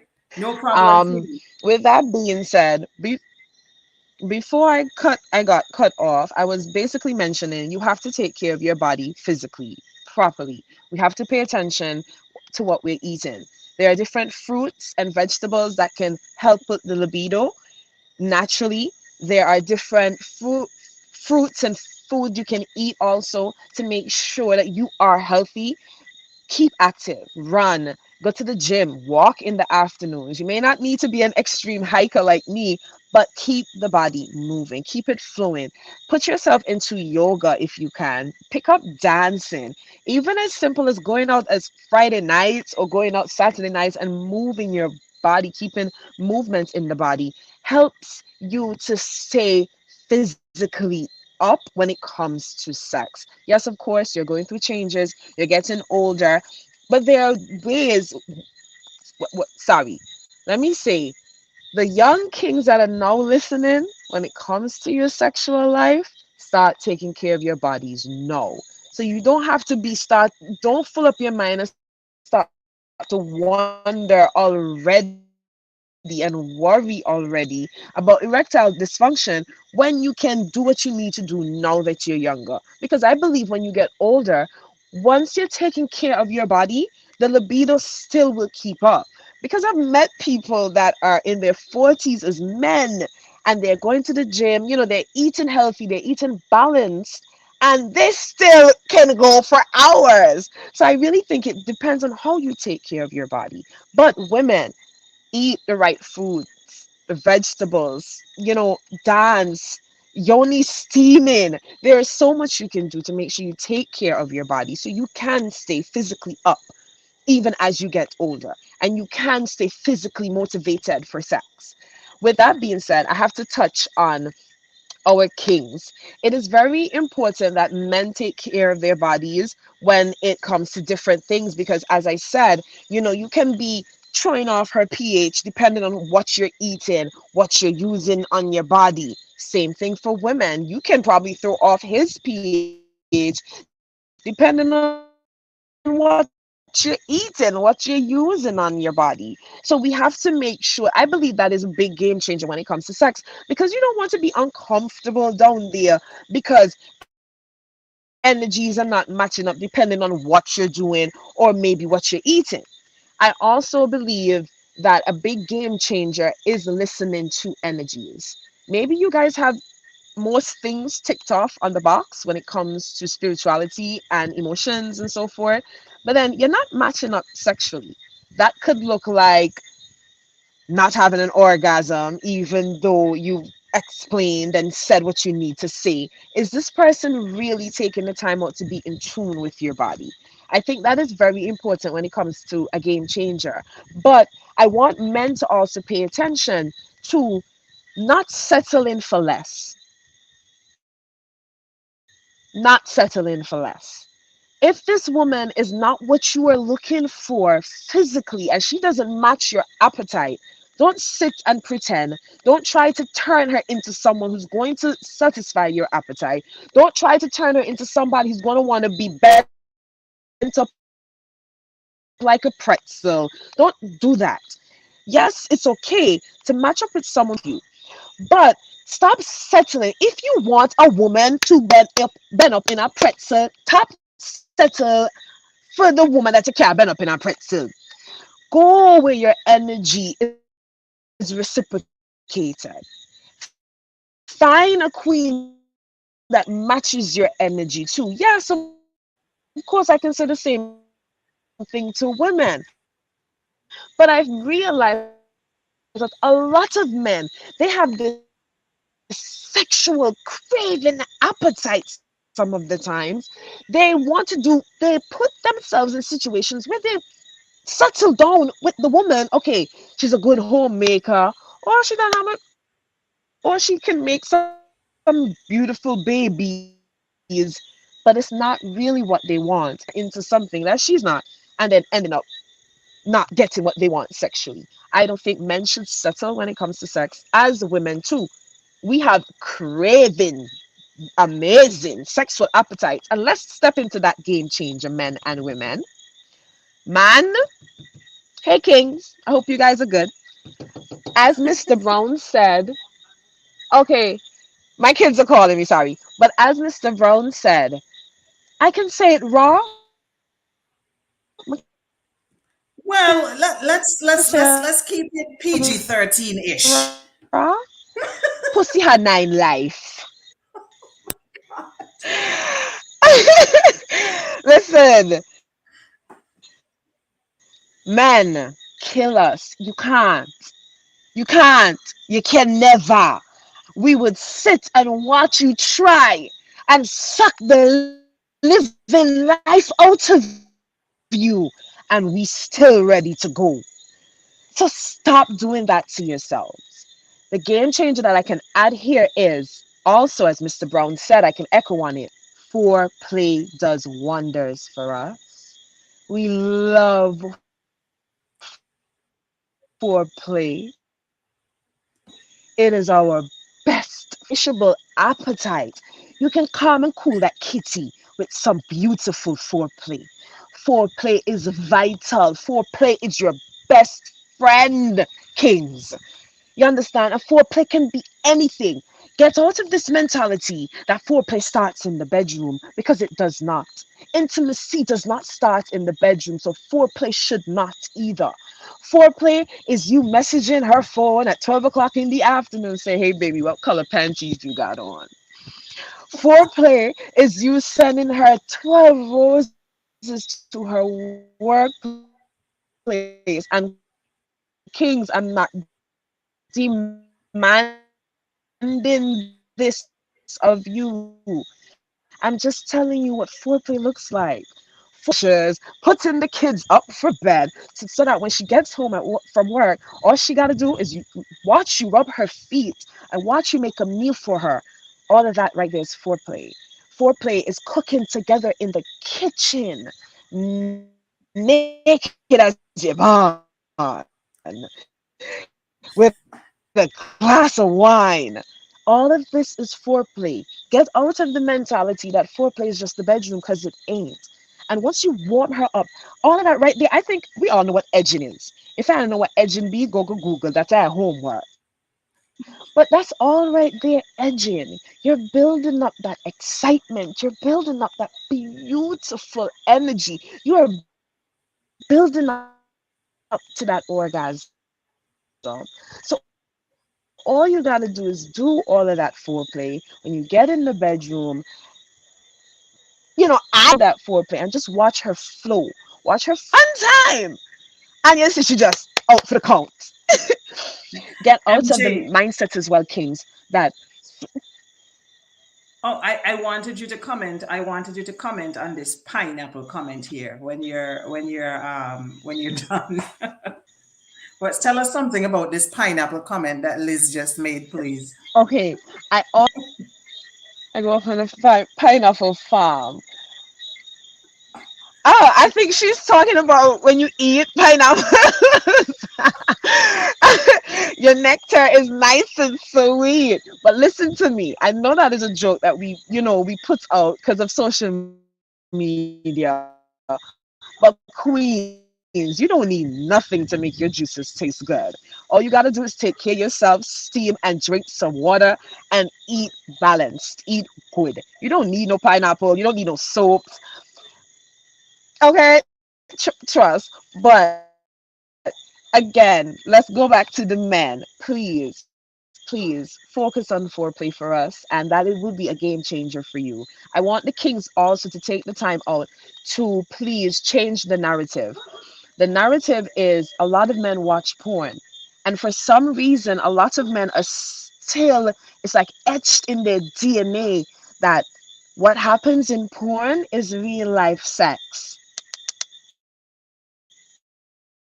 Oi, no, it ain't. Sex with a grown woman and she's sounding like a little mouse. No, no, stop. No. And do not expect, I gotta touch on this real quick. We have also have this reality that what the vaginas that we see in porn are real life vaginas too. No, baby. All flowers come in different shape and beautiful sizes. And you need to appreciate them as they are. But sex that happens in porn is not real sex. That's not reality. So it's up to the men to step aside and please put down that garbage. It is great. I can't be hypocritical. Anybody that's on my WhatsApp knows about Freaky Friday. I post, I sell sex toys, so I can't be hypocritical. But I do know that it is not real. It's make believe to a point. It's entertainment. But you have young boys that are watching porn as young as 2. It done in them brain, done expand them nervous system that this is how sex supposed to look, sound like. So then they meet a queen, and they meet a queen like me who's about it, and they can't take it because the acting that you doing with your tongue that you saw in the porn last night is not reality. For us to be open to say something to kings, you guys need to be open to hear what we have to say.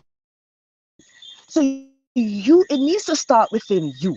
You need to rest into reality, take charge of your sexuality, see yourself as a sexual goddess as well. See yourself as a sexual man. Take your sexuality into your hands. Take your mental health into your hands and your physical health.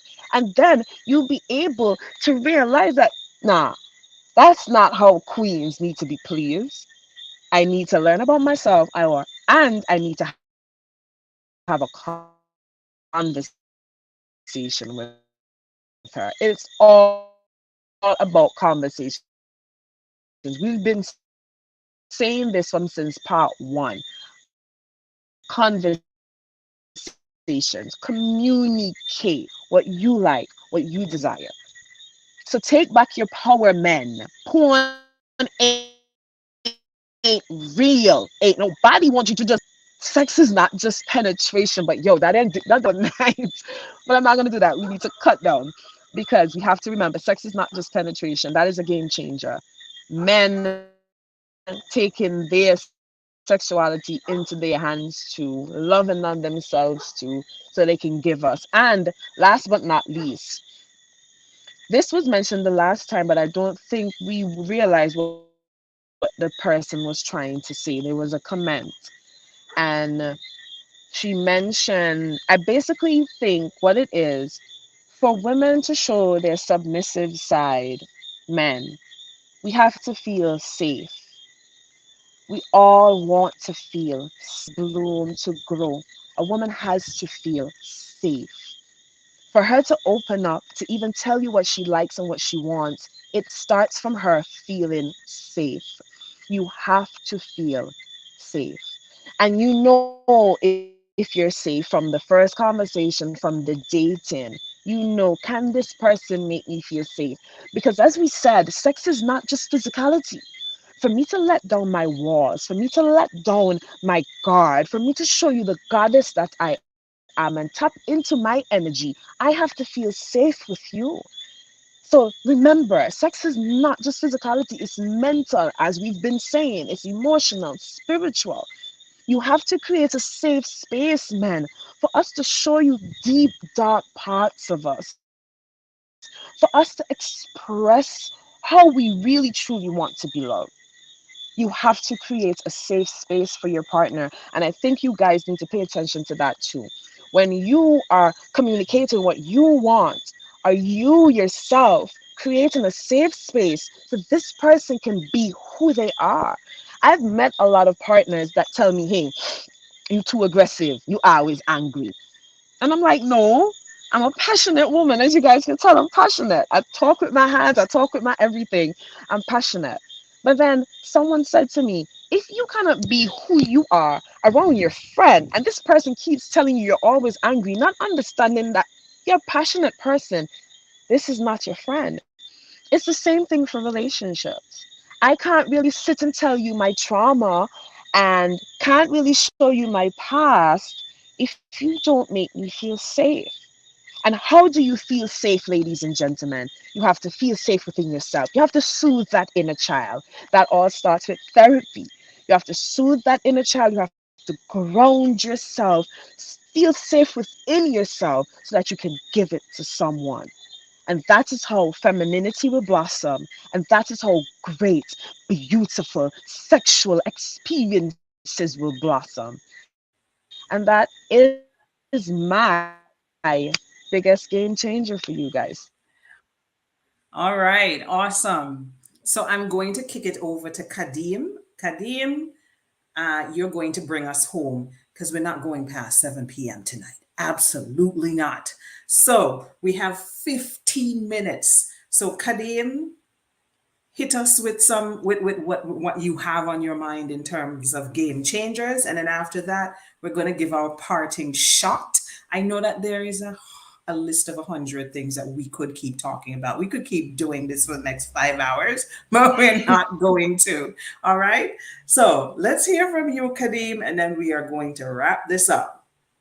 When I thought about, sexual game changes and some of the things that we need to start talking about, one of the things that came to mind was hygiene and the fact that, we don't talk enough about hygiene, whether it be from a global perspective uh, or a sexual perspective. We need to have those discussions because uh, I have realized through experience and through my own training in the field that not all persons are taught what to do and how to do it correctly. Not everyone has those conversations, and certainly if you have gotten married to someone who hasn't had sex before in their life and they have not had those conversations, and perhaps you know a little bit more, than maybe you need to guide your wife to a better understanding of what you need from a hygiene perspective. And so too do women need to have those conversations with men about hygiene. Some of us men were not circumcised as children, and therefore We have a little bit more cleaning to do than someone who was circumcised, and you know having foreplay and other sexual activities with a penis that's not clean can be off-putting to some women. So, those are things that you need to discuss and have those conversations about in a constructive way to allow for you both to have enjoyable experiences. And that would lead me also to foreplay. Again, women and you'll fast learn that women experience sex very differently to how men experience sex, and expectations that women have on the sexual experience versus those that the men have and men have been taught to have are rather different to what reality is sometimes. So it does come back down to having discussions about, okay, what do you want? When do you want it? What comes first for you? And how can we explore those things all together to make an enriching sexual experience? Also, don't make assumptions. I think in all of our sort of discussions about sex, there are sort of these big, I guess, main points that people look at. Oh, is she tight or not tight? Is he big or not big? Is it the motion in the ocean, or is it, size, things like that.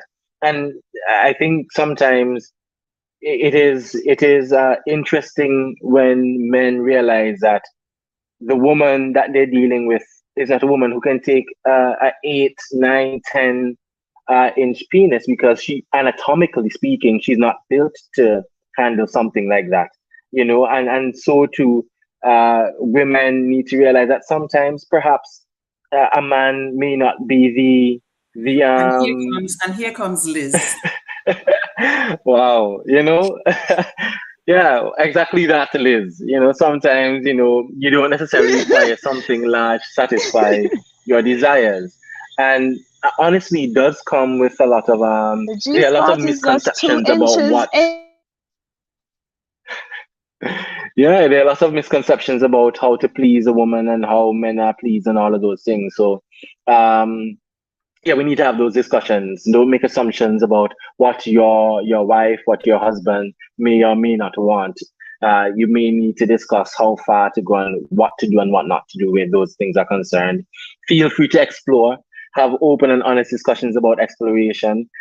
Put rain checks on some things and say what's a hard line and what is in need of revisiting. And of course, all together communicate, whether it be during the sexual experience or before the sexual experience and after the sexual experience, so that what were the high notes and what were the low notes. And I think MJ brought it up before, and that's ego. Sometimes a lot of and I think Jason also touched on it. A lot of what we deem to be confidence building in men is attached to our sexual prowess and being able to perform in the bedroom, and hearing a woman brag about how we're able to do well in the bedroom. And I think sometimes you have to give ourselves time to learn how to be good for that woman, how to be good for the person that we are aiming to live the rest of our lives with, instead of expecting to be good right off the bat, because sometimes you just aren't. Sometimes your rhythm is not the same rhythm that she wants it to be at. You may be doing a rumba and she wants a samba. Who knows what it is? Um, so you need to just be able to communicate and be open to correction. As a leader, especially men as leaders, we also perhaps need to learn how to follow as well. And that may be the best form of leadership when it comes to bedroom matters sometimes. Thank you so much, Kadeem. The comment section continues to be absolutely hilarious. Saran says, I want a normal size. Nobody going to damage me. Listen, Terrence, can I Saran, just say one thing? Just one thing. the sure, go funny ahead. thing, Go for it. Sharon. Oh, okay, let's go Jason first and Yeah, then just and then one quick MJ. thing. Yes. I think what is also important, especially in As relationship. I think in relationship, the couple need to speak about sex. There are some couples that don't talk about it, and so you enter, especially into marriage, and you're lost. I should know if my partner is up to wanting to try oral sex. and those kind of things and so on. We need to discuss it. It's something that needs to be discussed. There are so many persons right now that I know, some of my friends who are married and they are having issues because one like oral sex, the other doesn't, and then there's a friction. You understand? And one likes to be adventurous, the other doesn't, and then again there is a friction. So these are things that you need to speak about. I mean, it's reality. Sex is like a whole life that you created for you and your partner. You understand? And you and your partner need to be able to meet each other halfway to make it meaningful. So I think that needs to be said.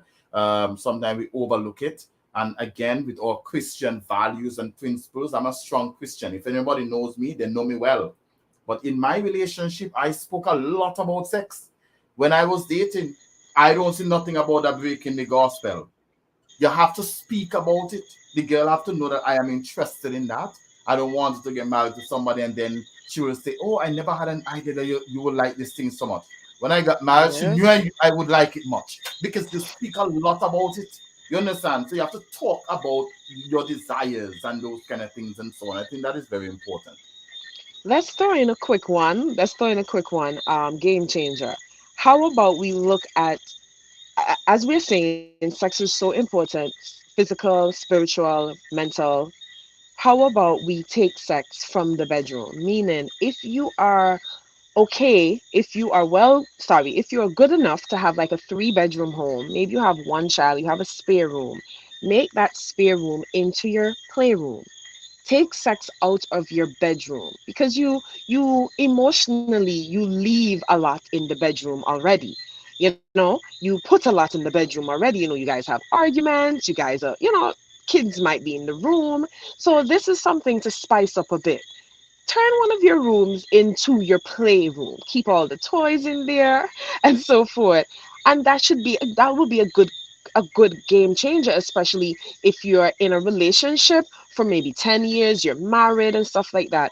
Turning another room into a playroom and do all the sexual, fun, nasty, freaky things. So you can, disconnect your bedroom playroom. Another quick one as well, ladies. I think the men hinted on it, and I want to echo it. Remember, our kings are humans, just as how we're humans. And if they're having sex and sometimes, you know, big boy goes down, it's okay. It's usually not you. Men have so much on their mind already.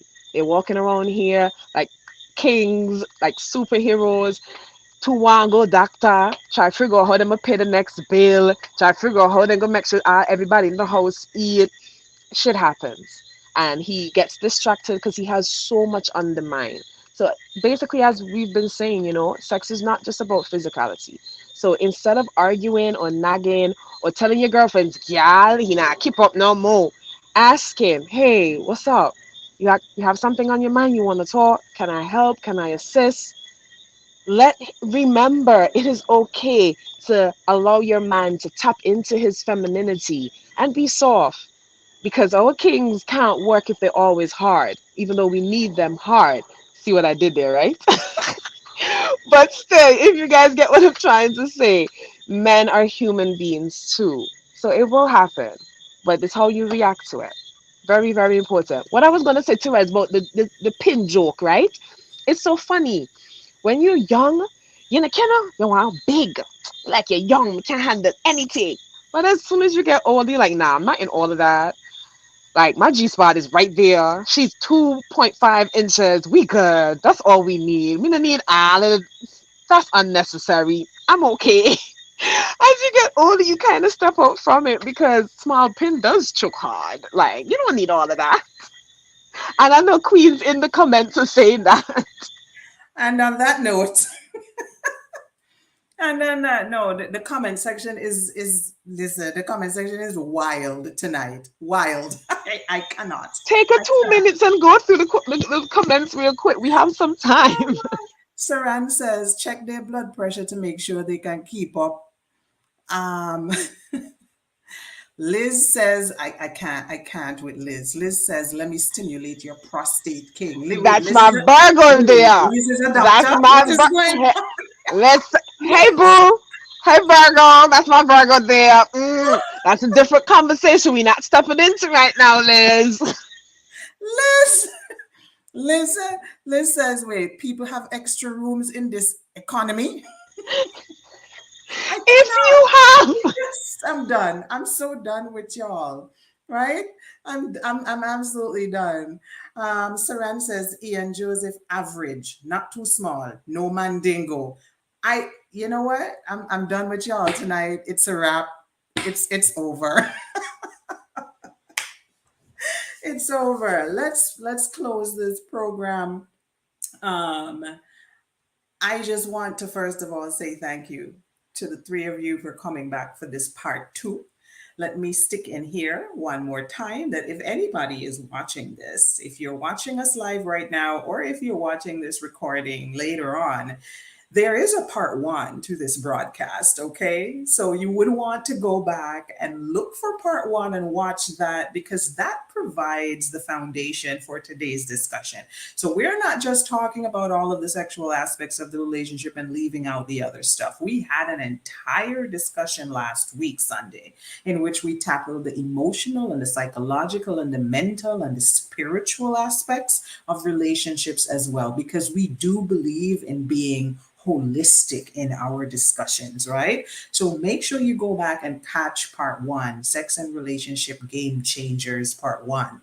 Tonight's discussion is the bedroom edition, which is part two. So I just wanted to stick that in. I want to say thank you again to my three panelists, to Drayson, to Kadeem, and to MJ. I truly, truly appreciate you guys. This was absolutely fantastic. Thank you for your insight. Thank you for sharing your stories and your experiences with us. We really appreciate you for being here. And I know that all of the listeners feel the same. Right now, the comment section, I'm ending the show and the comment section is just it's on and popping. I don't somebody is saying part three. What is going on? We're not making any promises for part three, Monique. We'll see. What I am promising though is I'm going to come back, like I said earlier, and do a show about erectile dysfunction. I have never done a program on erectile dysfunction before, and because that kept popping up in today's discussion, I feel impressed to plan a program around that topic. So, date to be determined, but that is absolutely coming. So, stay tuned for that. But in the coming. meantime, it's coming. It's coming. You see what I did there, MG? In the meantime, thank you to all the listeners. Thank you to everyone who has been interacting with us in the comment section. The Always a Queen, the Metamorphosis platform would not exist without the followers. This is all for you. And so I want Gratitude. to, yeah, thank you so much. I appreciate you greatly. Thank you for your continued and consistent support of this platform and for being here to interact with us. Truly appreciate you. So I'm going to leave you all with love, light, and abundance. And as usual, remember to be a beautiful week. Bye, everybody. Bye. Right.